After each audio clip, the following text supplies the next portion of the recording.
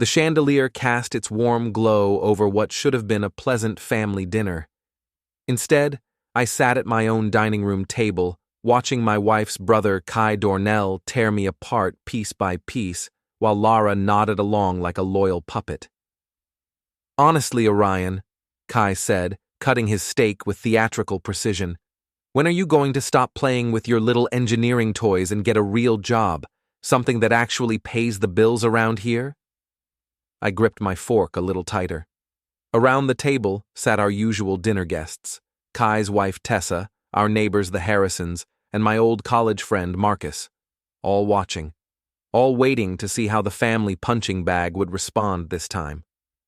"My consulting firm does just fine," I replied evenly, though my jaw was starting to ache from clenching it.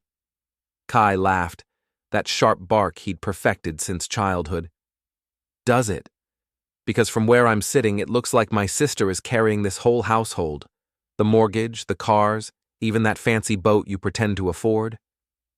Lara reached over and squeezed Kai's arm affectionately. "Don't be so hard on him, Kai. Orion tries his best."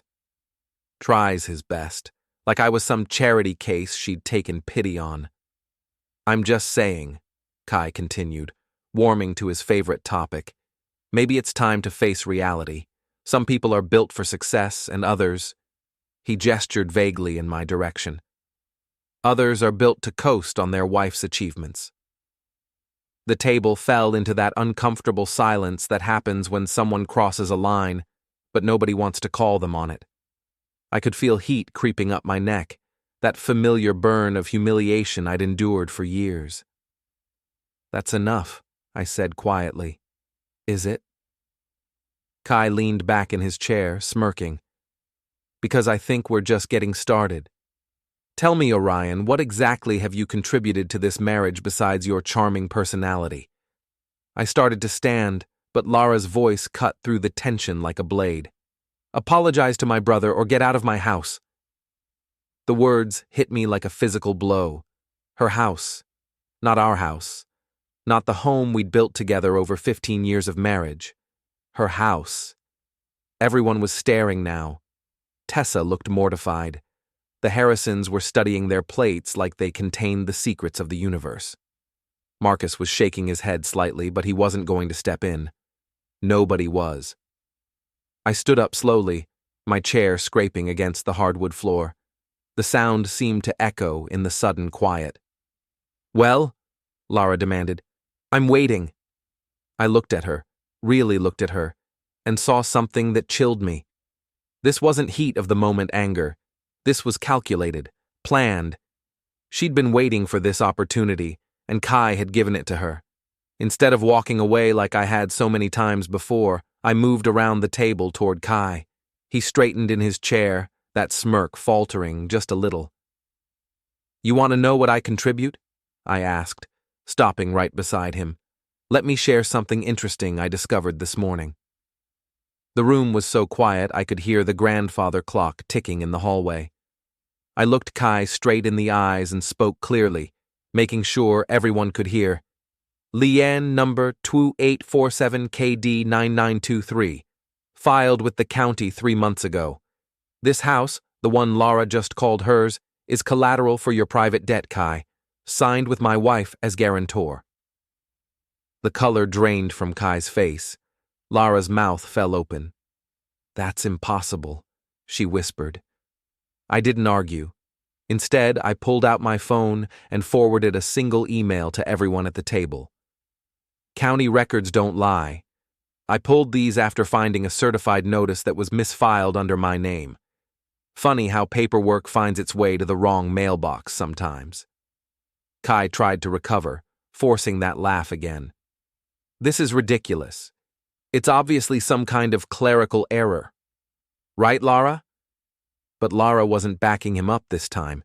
She was staring at her phone, reading the documents I'd just sent. Her face went through several shades of pale. "Kai," she said slowly. "What is this?" "Nothing. It's a mistake. Orion's just trying to—" "The signature looks pretty real to me," Marcus interrupted, studying his phone. "And these county seals." I sat back down and calmly cut another piece of my steak. I'm not jealous or unstable, Lara. I'm just thorough. It's what engineers do. Tessa was frantically scrolling through the documents. Kai, honey, this says you borrowed against the house for $200,000. When did you— Shut up, Tessa. The silence that followed was different from before. This wasn't uncomfortable social tension. This was the sound of a carefully constructed façade crumbling in real time. I finished chewing, wiped my mouth with my napkin, and stood up again. Well, this has been enlightening. Thank you for dinner, Lara. Enjoy the rest of your evening. I walked toward the front door, leaving my coat behind. I didn't need it for what came next. Orion, wait! Lara called after me. We need to talk about this. I paused at the door and looked back. No, we really don't, but you might want to call your bank. I triggered a verification request with the lender using the document number I just shared. Should be interesting. I stepped outside and closed the door behind me, cutting off the eruption of voices that followed. 10 minutes later, as I sat in my truck at the end of the driveway, I watched the lights in the house flicker as phones started buzzing with alerts. The verification request I'd submitted would auto-lock their accounts pending review. By morning, I'd have the corrected filing sent to both the title office and the lender's compliance desk. Their perfect dinner party was about to become a very long night. I never apologized, and I never went back. My phone started ringing at 6 a.m. I let it go to voicemail while I made coffee in my temporary setup at the marina. The yacht wasn't much, but it was mine, bought and paid for with money from a contract Lara had never known about. The voicemail was predictably frantic. Orion, what have you done? The bank is calling every hour. They've frozen our accounts. Call me back right now. I deleted it and poured my coffee. Through the small porthole, I could see the sunrise painting the harbor in shades of gold and orange. It was going to be a beautiful day. My office manager, Rita, called around 8. Boss, you've got about 15 missed calls from your wife. Also, there's some guy named Kai who sounds like he's having a breakdown. Want me to take messages? Screen everything, Rita. I'll be in around 10. You got it. Oh, and Orion? Whatever you did, the whole town's talking about it. Mrs. Harrison called her sister, who called her neighbor, who called me. Sounds like you finally grew a backbone. Rita had been with my consulting firm since the beginning. She was 62, sharp as a tack, and had never liked Lara. She also had an uncanny ability to tap into the local gossip network. What are they saying? That Kai Dornell's been living high on borrowed money and using other people's houses as collateral. That Lara signed papers she didn't read. That the golden couple isn't so golden after all. I smiled despite myself. Anything else? Yeah. Brett Garis from Lara's law firm called twice. Seemed real nervous about something. Now that was interesting. Brett Pumper Garis was Lara's law partner and the kind of man who wore expensive suits to hide a cheap personality. Why would he be calling me? Did he say what he wanted? Something about managing the situation and protecting everyone's interests. Sounded like lawyer speak for we're in trouble. I finished my coffee and headed to shore. My truck was still parked where I'd left it the night before, and as I drove through town, I noticed people staring. Word traveled fast in a place like this. My engineering office sat in a converted warehouse on the industrial side of town. Nothing fancy, but it was mine. The sign out front read, Vanton Consulting, Structural Engineering and Project Management. 15 years of building a reputation, one satisfied client at a time. Rita was waiting with a stack of messages and a knowing smile. Your fan club's been busy. I flipped through the messages. Lara had called 8 times, Kai 6, Brett Garis 4. There were also 3 calls from numbers I didn't recognize. The unknown numbers? Reporters. Words getting out about the Dornell situation. Apparently, Kai owes money to some very interesting people. I raised an eyebrow. How interesting? The kind that don't like their names in the paper. The kind that make people nervous when they come looking for their money. This was getting better by the minute. I'd known Kai was living beyond his means, but I hadn't realized how far he'd fallen. My computer chimed with a new email. The sender was listed as L. Vanton, with the subject line, "We need to talk now." I opened it. "Orion, I don't know what game you think you're playing, but this ends now. You've embarrassed our family and put our home at risk with your petty revenge. I'm willing to overlook this if you fix it immediately. Call off whatever you've done with the bank and we can discuss this like adults. Lara." I read it twice, marveling at the tone. No apology, no acknowledgement that maybe, just maybe, she and her brother had created this mess themselves, just demands and ultimatums. I hit reply and typed, "The bank is just doing their job. Maybe you should ask Kai about the other properties he's used as collateral." Oh. I hit send and waited. The response came back in under 5 minutes. "What other properties?"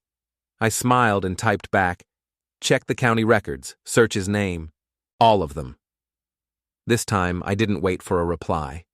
Instead, I called my friend Cal Morrison. Cal was ex-military, built like a brick wall, and ran a security consulting business. More importantly, he had connections throughout the county clerk's office. "Orion, heard you finally stood up to that piece of work brother-in-law of yours." News travels fast. Faster when it's good news. What do you need? A complete property search on Kai Dornell. Everything he's touched in the last 2 years, liens, mortgages, co-signatures, the works. Give me an hour. While I waited, I reviewed the files I'd been building for months. It had started innocently enough, a misfiled piece of mail that made me curious. But the more I dug, the more I found. Kai wasn't just irresponsible with money, he was systematically defrauding anyone willing to trust him, including his sister. My phone buzzed with a text from an unknown number. "This is Brett Garis. We need to meet. Today. This situation requires careful handling." I texted back, "My office, 2 p.m. Come alone." The morning flew by as I caught up on actual work. Around noon, Rita knocked on my door. "Your wife's here," and she brought company. I looked out the window to see Lara's BMW parked next to Kai's flashy red convertible. They were both getting out, and neither looked happy. "Send them in." Lara stormed through my office door like she owned the place, with Kai trailing behind, looking like he hadn't slept. His usual swagger was nowhere to be found. "What have you done?" Lara demanded without preamble. "I exercise my rights as a concerned citizen to verify public records. It's all perfectly legal." "Legal?" Kai finally found his voice. "You've ruined everything. Do you have any idea what you've cost me?" I leaned back in my chair. "Enlighten me." The Riverside development deal, the Marina Plaza investment, 3 other projects that were depending on that bridge loan. All gone because you couldn't keep your mouth shut. The bridge loan that was secured against a house you don't own? "It's Lara's house." "Actually," I said, opening a folder on my desk, "it's my house too. Equal ownership, remember? Which means you committed fraud when you used it as collateral without my signature." Lara's face went white. "You wouldn't." "Wouldn't what? Report a crime? Turn in a man who's been stealing from his own family?" Kai stepped forward, his hands clenched into fists. "You think you're so smart, don't you? You think this is over?" "I think you should be more worried about the other people you owe money to. From what I hear, they're not as patient as banks." That stopped him cold. The color drained from his face, and he actually took a step back. "What do you know about that?" "Enough." My phone rang, saving us from whatever was about to happen next. It was Cal. "Orion, you need to see this. How fast can you get to my office?" 20 minutes. "Bring a strong stomach. This is worse than we thought." I hung up and looked at my unexpected visitors. "I have another appointment. You should probably spend your time calling lawyers instead of harassing me." "This isn't over," Lara said, but there was uncertainty in her voice now. "No," I agreed. "It's not." After they left, I sat in my office for a few minutes, processing what had just happened. For 15 years, I'd been the accommodating husband, the one who bent over backward to keep the peace, the one who apologized even when I hadn't done anything wrong. Those days were over. Cal's office was a fortress of steel and glass tucked away in an industrial complex. His security consulting business served everyone from local politicians to wealthy paranoids, and his information network was legendary. He was waiting for me with a stack of printouts and a grim expression. "Sit down, Orion. This is going to hurt." I took the chair across from his desk. "How bad?" "Your brother-in-law isn't just a fraud. He's a one-man economic disaster zone." Cal spread the documents across his desk like a dealer laying out cards. In the past 18 months, Kai Dornell has secured loans against 7 different properties: 3 houses, 2 commercial buildings, a marina slip, and a piece of vacant land. How is that possible? Creative paperwork, forged signatures, and accomplices who knew exactly what they were doing. He handed me a photograph, a security camera image of Kai leaving a downtown building with a briefcase. "That's the law offices of Garis, Hoffman, and Associates. Taken 3 weeks ago at 11 p.m. Building was supposed to be empty. Lara's firm. Gets better, or worse, depending on your perspective." Cal pulled out another document. Brett Garis co-signed 2 of those fraudulent loans as Kai's legal counsel. I stared at the papers, my mind racing. They're partners. In more ways than one. I had a friend run surveillance on your wife last month. Just routine stuff for a potential divorce case. Cal hesitated. "You want to see the photos?" I nodded, though my stomach was already sinking. The photographs were clear and damning. Lara and Brett at an upscale restaurant holding hands across the table. Lara and Brett entering a hotel together. Lara and Brett in what appeared to be a very intimate conversation in his car. "How long?" I asked. "At least 6 months. Probably longer." I set the photos aside and focused on the financial documents. The betrayal hurt, but the fraud was actionable. "What's the total exposure?" "North of $2 million, and that's just what I could find in public records. If there are private loans..." Cal shrugged. "Sky's the limit. Who else knows about this?" "Right now, just us. But that's going to change fast. The bank's audit will uncover most of it within a week. Once that happens, the state attorney's office gets involved." I leaned back in my chair, processing the magnitude of what I'd uncovered. This wasn't just about humiliating Kai at a dinner party anymore. This was about serious criminal activity. "There's something else," Cal said. "The reason Kai looked so scared when you mentioned other people he owes money to. 3 of those loans came from a private lending company called Coastal Capital. Never heard of them. Most people haven't. They're what you might call alternative financing, the kind of outfit that doesn't rely on credit scores and bank regulations. Loan sharks. Sophisticated loan sharks, the kind that wear suits and carry business cards. But when they don't get paid..." Cal shook his head. "Let's just say they have creative collection methods." My phone buzzed with a text message. It was from Lara. "Please call me. We need to fix this before it gets worse." I showed the message to Cal. He laughed grimly. "Too late for that. The audit's already started. By tomorrow, every bank in the state will have Kai's name flagged." "What about Lara?" "She's in deep. Co-signer on the house, joint accounts, probably named as a beneficiary on some of the fraudulent paperwork. Even if she didn't know what Kai was doing, she's legally liable." I thought about the woman I'd married, the ambitious lawyer who'd climbed her way up from a working-class background through sheer determination. Had she really been blind to what her brother was doing? Or had she chosen to look the other way? "I need copies of everything," I said. "Already made." Cal handed me a thick envelope. "What are you going to do?" "I'm going to meet with Brett Garis in an hour. See what he has to say for himself."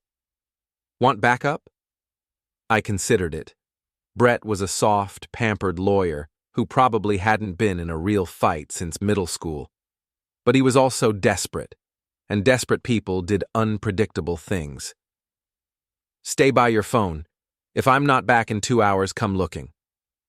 Brett was waiting in my office parking lot when I returned, pacing beside his silver Mercedes like a caged animal. He'd loosened his tie, and his usually perfect hair was disheveled. Orion, thank God. We need to talk. I led him inside, noting how his eyes darted around nervously. Rita had left for the day, so we were alone. Coffee? I offered. No. Listen, this situation with Kai, it's gotten out of hand. But it's not what you think. I sat behind my desk and gestured for him to take the visitor's chair. Enlighten me. Kai came to me for legal advice 6 months ago. He was in financial trouble, needed bridge financing for some development deals. I helped him structure some loans, using my house as collateral. That was an oversight. Lara signed the papers. I assumed she'd discussed it with you. I opened the envelope Cal had given me and spread some of the documents across my desk. Brett's face went pale as he recognized them. Where did you get those? Public records. Amazing what you can find when you know where to look. Brett reached for one of the papers, but I pulled it back. 7 properties, Brett. 2 million in fraudulent loans. Your signature on half of them. It's not fraud. Kai had legitimate business interests. In a marina slip he doesn't own? In vacant land that belongs to the state? Brett slumped in his chair. Look, things got complicated. Kai was supposed to pay everything back within 60 days. The developments were going to generate enough cash to cover all the loans. What developments? I've checked with the city planning office. Kai doesn't have permits for anything. He was working on it. The permits were just delayed. Stop. I held up my hand. Just stop lying. I know about Coastal Capital. I know about the private loans. And I know about you and my wife. The last part hit him like a physical blow. Brett actually flinched. That's not relevant to this situation. Isn't it? My wife co-signs fraudulent loan documents, then starts an affair with the lawyer who prepared them. Seems pretty relevant to me. Before we dive deeper into this story, I have one small request.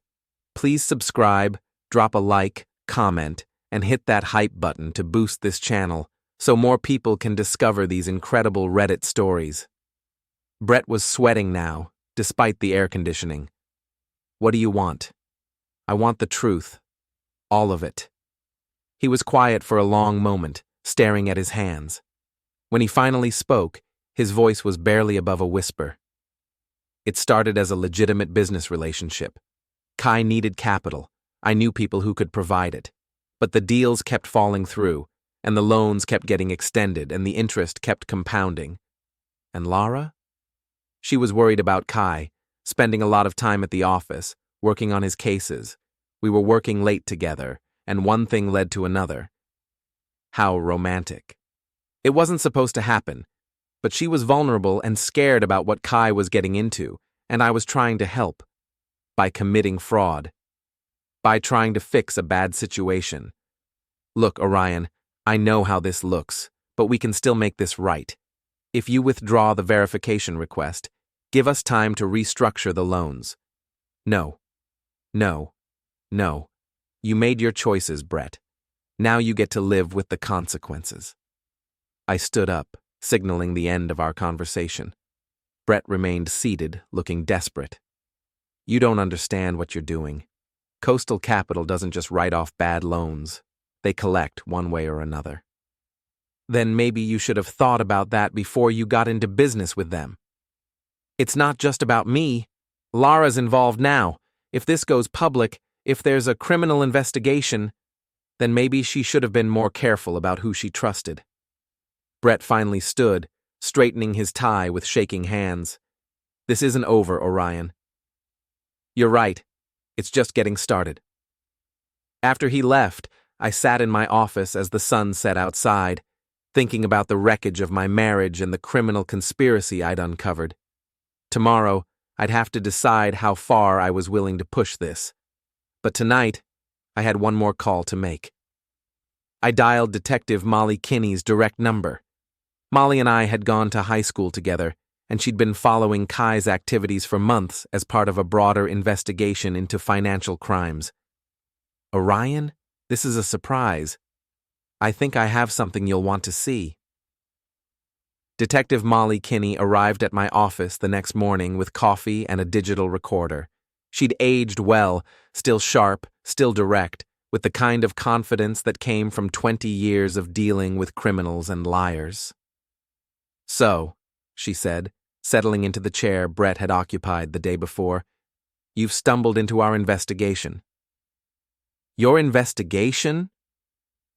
We've been watching Kai Dornell for 3 months. Financial Crimes Division got a tip about suspicious loan activity. Your little stunt at the dinner party just accelerated our timeline. I spread Cal's documents across my desk. Molly studied them with professional interest, occasionally making notes in a small notebook. This is good work. Better than what our forensic accountants have found so far. How bad is it, really? Worse than you know. Kai's been running this scam in 3 different states. The $2 million you found is just the local exposure. I felt a chill run down my spine. What about Lara? That's complicated. She's definitely involved, but whether she's a willing participant or another victim. Molly shrugged. That's what we're trying to figure out. And Brett Garis? Oh, he's dirty. No question about that. We've been building a case against him for months. Molly's radio crackled with static, and she answered it briefly. When she hung up, her expression had changed. Speak of the devil. Brett Garis just walked into the police station with a lawyer. Says he wants to make a statement about financial irregularities at his firm. He's trying to get ahead of this. Smart move. First one to cooperate usually gets the best deal. I thought about my conversation with Brett the previous evening. He'd seemed genuinely scared, not just of legal consequences, but of something more immediate. Molly, what do you know about Coastal Capital? Her expression darkened. More than I'd like. They're the reason this became a priority investigation. We've had 3 people hospitalized in the last month after failing to make payments on Coastal Capital loans. Hospitalized? Accidents. Falls downstairs, car troubles, food poisoning. Nothing we could prove, but the pattern was clear. And Kai owes them money. A lot of money. With interest and penalties, probably close to $800,000. I whistled softly. No wonder he looked scared. Scared enough to do something stupid. We've had him under loose surveillance and his behavior's been increasingly erratic. My phone rang. It was Rita calling from the front desk. Boss, your wife's here again. And this time she brought a whole crowd. Through the window I could see 3 cars in the parking lot. Lara's BMW, Kai's convertible, and a black sedan I didn't recognize. Want me to handle this? Molly asked. No. Let's see what they have to say. The group that entered my office was larger than I'd expected. Lara and Kai were there, along with Brett and his lawyer, a sharp-dressed woman I recognized from newspaper photos as one of the city's top criminal defense attorneys. Mr. Vanton, the lawyer said, stepping forward, I'm Jennifer Walsh. I represent Mr. Garis and Mr. Dornell in this matter. And what matter would that be? The misunderstanding regarding certain financial documents that appear to have been misinterpreted. I almost laughed. Misinterpreted? My clients are prepared to make a full accounting of all financial transactions and to remedy any irregularities that may have occurred. In exchange for? Your cooperation in resolving this matter privately, without involving law enforcement. I glanced at Molly, who was sitting quietly in the corner, taking notes. Jennifer Walsh hadn't noticed her yet. I'm afraid that's not possible, I said. Mr. Vanton, I think you should consider the broader implications of your actions. Your wife could face serious legal consequences if this matter proceeds through official channels. My wife should have considered that before she co-signed fraudulent loan documents. Lara stepped forward. Orion, please. I made a mistake, but I was trying to help my brother. I didn't know. You didn't know that using someone else's house as collateral without their permission was illegal? I thought you'd understand. Kai was desperate, and it was only supposed to be temporary. Mrs. Vanton, Molly interrupted, standing up and showing her badge. I'm Detective Kinney with the Financial Crimes Division. I'd like you to stop talking right now. The room erupted in chaos. Jennifer Walsh immediately started barking orders about not saying another word. Brett looked like he was about to faint. Kai just stood there staring at Molly like she was a ghost. Detective, Jennifer said, my clients were not aware that law enforcement was involved in this discussion. Your clients are involved in an ongoing criminal investigation. Mr. Garis has already provided a statement and will be seeking additional statements from the others. We'll need time to prepare, of course, but I should mention that we've also been in contact with Coastal Capital regarding outstanding loans. They've been very cooperative. Kai made a sound like a wounded animal. They talked to you? They talked to us, Mr. Dornell. Seems they're as interested in recovering their money as we are in prosecuting fraud. Jennifer Walsh was frantically whispering to her clients, but it was too late. The cat was out of the bag, and it had very sharp claws. Detective, I said, I believe I mentioned that I had some additional documents that might be relevant to your investigation. Indeed you did. I handed over copies of everything Cal had provided. Molly flipped through them quickly, her eyebrows rising with each page. This is very helpful, Mr. Vanton. We'll need you to come in and provide a formal statement. Of course. As the group prepared to leave, Lara turned back to me one last time. Orion, I know you're angry, but please don't let this destroy our family. I looked at her, really looked at her, and felt something shift inside me. The woman I'd married, the woman I'd loved for 15 years was gone. In her place was a stranger who'd betrayed everything we'd built together. Our family was destroyed the moment you chose your brother over your husband, the moment you chose Brett over your marriage. I'm just making sure everyone understands the consequences. After they left, Molly and I sat in silence for a few minutes. You know this is going to get ugly, she said finally. It's already ugly. I'm just making sure it's honest ugly instead of hidden ugly. Fair enough. But watch your back, Orion. People facing serious prison time sometimes make desperate choices. As if to emphasize her point, my phone buzzed with a text from an unknown number. Back off or you'll regret it. I showed it to Molly. She sighed and made another note in her notebook. I'll have a patrol car swing by your place tonight. And maybe you should consider staying somewhere else for a few days. I'm already staying on the boat. Good. Keep it that way. That evening, as I sat on the deck of my yacht watching the sunset, I reflected on how quickly my life had changed. A week ago, I'd been the accommodating husband, the one who kept the peace at any cost. Now I was the man who'd brought down a criminal conspiracy and destroyed his marriage in the process. The strange thing was, I felt more like myself than I had in years. The charity gala at the Harbor Club was the kind of event Lara lived for, an opportunity to network, to be seen, to reinforce her position in the social hierarchy of our small coastal city. Under normal circumstances, I would have been there as her dutiful husband, making small talk and writing checks for causes I barely understood. But these weren't normal circumstances. I hadn't planned to attend, but Detective Molly Kinney had called that afternoon with an interesting proposition. We need eyes on Kai and Brett tonight.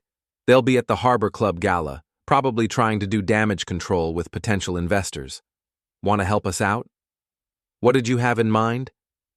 Be our inside observer. See who they talk to, what they say. You've got a legitimate reason to be there. You're still married to one of the organizers. So here I was, standing at the bar in my best suit, watching my wife work the room like nothing had happened. She was radiant in a black evening gown, her smile perfect, her laugh musical. To anyone watching, she was the picture of success and sophistication. Only I could see the tension in her shoulders, the way her eyes darted nervously around the room. Kai was holding court near the silent auction tables, regaling a group of potential investors with stories about his latest development projects. He'd always been a gifted storyteller, able to paint pictures of wealth and success that made people want to be part of his vision. What they didn't know was that the FBI had raided his office that morning. Brett was nowhere to be seen, which wasn't surprising. His law firm had suspended him pending the outcome of the criminal investigation, and his wife had filed for divorce. His fall from grace had been swift and spectacular. I was nursing my second whiskey when Tessa Dornell appeared at my elbow. "Orion? I'm surprised to see you here." Kai's wife looked frazzled, despite her expensive dress and professional makeup. The stress of the past week had taken its toll. "Wouldn't miss it," I said. "How are you holding up?" "Oh, you know, one day at a time." She glanced around nervously. "Kai says this is all going to blow over, that it's just a misunderstanding." "Is that what he says?" "He's got lawyers working on it, good lawyers. They think they can get the charges reduced, maybe even dismissed." I nodded sympathetically. "That's good news." "It is, isn't it? I mean, Kai made some mistakes, but he's not a criminal. He was just trying to help people, you know? Trying to create opportunities." I wondered if she really believed that, or if she was just trying to convince herself.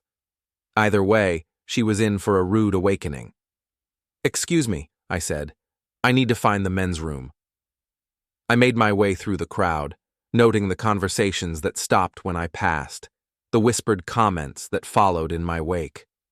Word of the investigation had leaked, and the gossip mill was working overtime. In the hallway outside the restrooms, I nearly collided with Lara. "Orion." She looked surprised to see me. "I didn't know you were coming." Last-minute decision. We stood there for a moment, two people who'd shared 15 years of marriage now feeling like strangers. "How are you?" she asked. "I'm fine. How are you?" "Scared," she admitted. "The lawyers say I could face serious charges, that I could go to prison." "You could. Is that what you want? To see me in prison?" I considered the question seriously. A month ago, the thought would have horrified me. Now, "I want you to face the consequences of your choices, just like everyone else." Her eyes filled with tears. "I never meant for any of this to happen. But it did happen. You chose to trust your brother instead of your husband. You chose to have an affair instead of working on our marriage. You chose to sign documents without reading them. Those were your choices." "I know, but—" "There's no but, Lara. You made your bed. Now you have to lie in it." I started to walk away, but she grabbed my arm. "Please, Orion. I'll do anything. I'll leave Brett. I'll cut ties with Kai. I'll make this right somehow. Just please don't let them destroy me." I looked down at her hand on my arm, then back at her face. For just a moment, I saw the woman I'd fallen in love with all those years ago. Young, ambitious, vulnerable beneath her tough exterior. Then I remembered the photographs Cal had shown me, the lies, the betrayal, the complete lack of respect for our marriage. "It's too late for that," I said, gently removing her hand. "Some things can't be fixed." I walked away, leaving her standing alone in the hallway. Back in the main ballroom, the evening's program was beginning. The charity's chairman was introducing the keynote speaker when my phone buzzed with a text from Molly. "Check your email. Now." I slipped outside to the terrace and opened my email app. Molly had forwarded me a message from the FBI's Financial Crimes Unit. The subject line read, "Coastal Capital Investigation. Urgent." The message was brief but devastating. Kai Dornell and associates have been identified as subjects in a federal racketeering investigation. Coastal Capital is a front organization for organized crime. All subjects should be considered potentially dangerous. I read it twice, my mind racing. This wasn't just about financial fraud anymore. This was about organized crime, money laundering, racketeering, the kind of charges that came with decades in federal prison. I looked back through the glass doors at the party still going on inside. Kai was still telling his stories, still charming potential investors. Lara was back in circulation, playing her part perfectly. They had no idea that their world was about to collapse completely. My phone rang. It was Cal. "Orion, where are you?" "Harbor Club. Why?" "Get out, now." "What's wrong?" "I just got word from my contact at the FBI. They're planning arrests tonight. Multiple locations, coordinated takedown. The gala is one of the targets." I felt adrenaline surge through my system. "How long do I have?" 10 minutes, maybe 15. They're trying to time it for maximum impact." I ended the call and headed for the exit, but I was too late. As I reached the front door, I saw unmarked cars pulling into the circular drive. Men in suits were getting out, adjusting their earpieces, checking their weapons. I turned around and went back inside, finding a position near the bar where I could observe without being too conspicuous. The FBI agents entered quietly, spreading out through the room with practiced efficiency. Most of the party guests didn't notice anything unusual at first. Then Agent Sarah Chen, whom I recognized from newspaper photos, approached the microphone. "Ladies and gentlemen, I'm Agent Chen with the Federal Bureau of Investigation.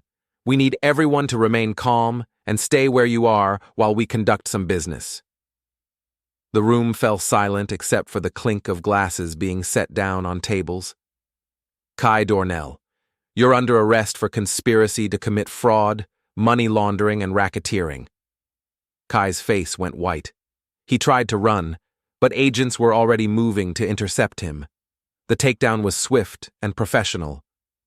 "Lara Vanton, you're under arrest for conspiracy to commit fraud and money laundering." I watched my wife's face as the agent approached her. She looked around desperately, as if seeking an escape route that didn't exist. When the handcuffs clicked into place, she finally looked directly at me. The expression on her face was something I'd never seen before, a mixture of betrayal, rage, and complete desperation. As they led her away, she mouthed 2 words: "I hate you." I stood there watching as my wife and brother-in-law were escorted out of the Harbor Club in handcuffs, past a crowd of their former friends and associates. The silence in the room was deafening. Then, gradually, the whispers started. "Did you know? How could we not have seen this? I heard he's the one who turned them in." I finished my whiskey and walked out into the night air. In the distance, I could see the lights of my yacht bobbing gently in the harbor. Tomorrow, there would be arraignments and lawyers and media coverage. There would be questions and depositions and probably a very messy divorce. But tonight, for the first time in years, I felt free. 3 months later, I sat in my lawyer's office reviewing the divorce settlement. The house was gone, seized by the federal government as proceeds of criminal activity. The joint accounts were frozen. Lara's law license had been suspended pending the outcome of her criminal case.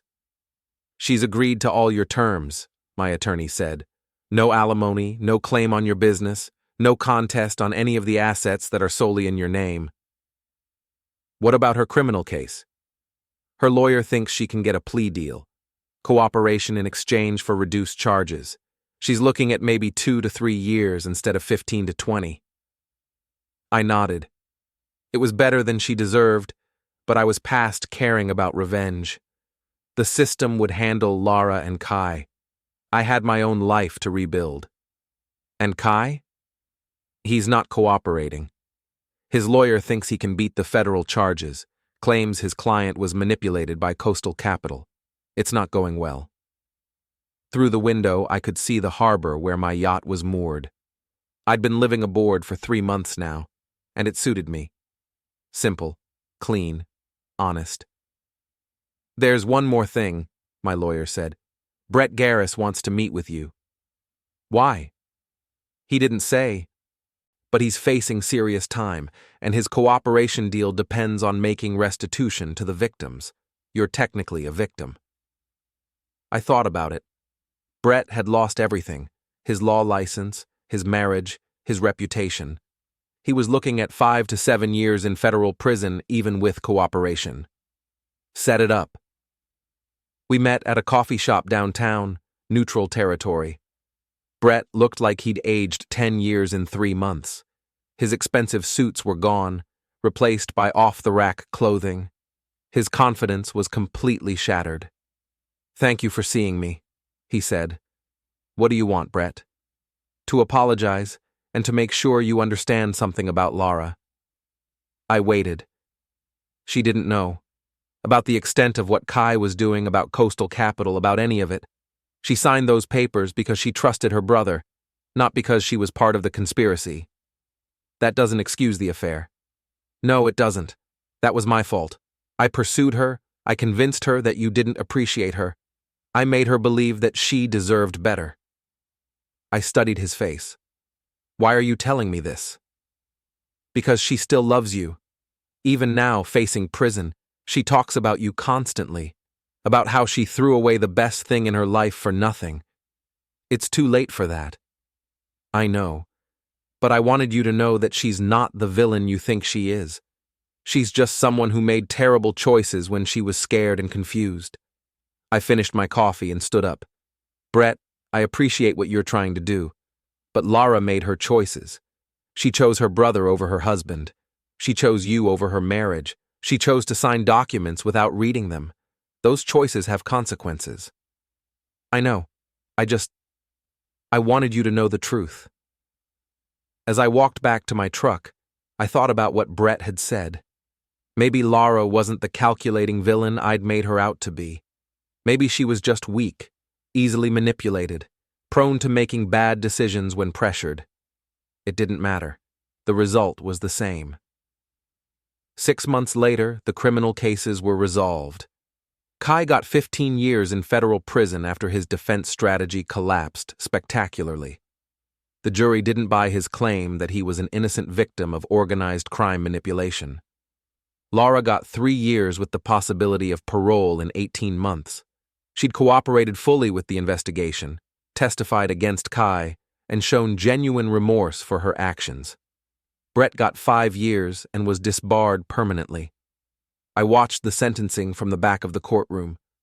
When Lara was led away in handcuffs, she turned and looked at me one last time. There was no anger in her expression anymore, just sadness and regret. I felt nothing. That evening, I sat on the deck of my yacht with a glass of whiskey, watching the sunset paint the harbor in shades of gold and red. My phone rang. It was Rita, calling from the office. "Boss, we just got confirmation on the Portland contract. 2 years, full engineering support for their waterfront development project." "That's great news." "It is." "Oh, and there's something else. That reporter from the Portland Herald wants to do a follow-up story about how you uncovered the fraud, how you rebuilt your business. Interested?" I thought about it. The story had made national news. The small-town engineer who'd brought down a multi-million-dollar criminal conspiracy by paying attention to a misfiled piece of mail. I'd been portrayed as either a hero or a villain, depending on the publication. "No thanks, I'm done with all that." "Fair enough. See you Monday?" "See you Monday." I ended the call and returned to watching the sunset. Tomorrow, I'd start work on the Portland project. Next month, I'd close on a small house overlooking the harbor. Nothing fancy, but mine. My phone buzzed with a text message. For a moment, I thought it might be Lara, but it was from an unknown number. "Mr. Vanton, this is Jennifer Walsh, Lara's attorney. She asked me to tell you that she's sorry. For everything." I deleted the message without responding. In the distance, I could hear the sound of laughter from the Harbor Club, where another charity gala was getting underway. The same people, the same conversations, the same careful pretenses. I was no longer part of that world, and I was grateful. I raised my glass to the setting sun and spoke quietly to the evening air. They wanted an apology. I gave them consequences. Funny how that works. The harbor was peaceful, the water calm. For the first time in years, so was I.